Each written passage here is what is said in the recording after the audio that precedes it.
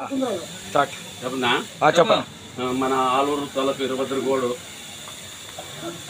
ఎంతమంది వైఎస్ఆర్ పోయినా మనకి గెలిచేది 20 సంవత్సరాలు జెండా గిల్లది. ఈసారి ఖచ్చితంగా జెండా ఎగిరిస్తామని మన నమ్మకంతో ఉంటాం. ఇది ఎవరు నిలబట్టే సాధ్యం కాదు, నిలబడదు కూడా. ఈసారి జెండా ఎగురుతుంది. పైన చంద్రబాబు నాయుడు గవర్నమెంట్ అయితేది ఎవరు నిలబట్టే సాధ్యం. జగన్ ఏం చేసినా నిలబట్టే ఢీ కొట్టలేడు మా చంద్రబాబు నాయుడికి. ఇది మనం ఇరుభద్రగూడ కానీ 5,000 మెజార్టీతో గెలుస్తాడని మేము అనుకుంటున్నాం. ఆలూరు తాలూకులో కర్నూలు జిల్లాలో మొట్టమొదటి మెజార్టీ బూసినేని నాగరాజు కూడా ఎంపీ టికెట్ 1,00,000 మెజార్టీతో గెలుస్తాడని మేము అనుకుంటున్నాం. ఇది ఖచ్చితంగా కర్నూలు జిల్లాలో టీడీపీ జెండా క్లీన్ చిప్ చేసేస్తుంది.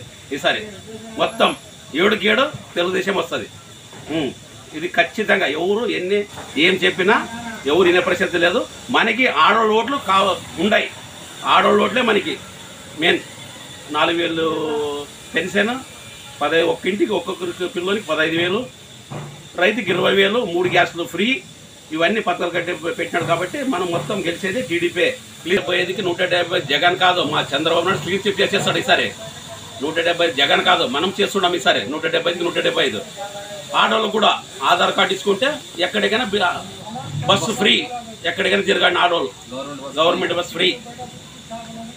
ఇది మా ఎజెండా.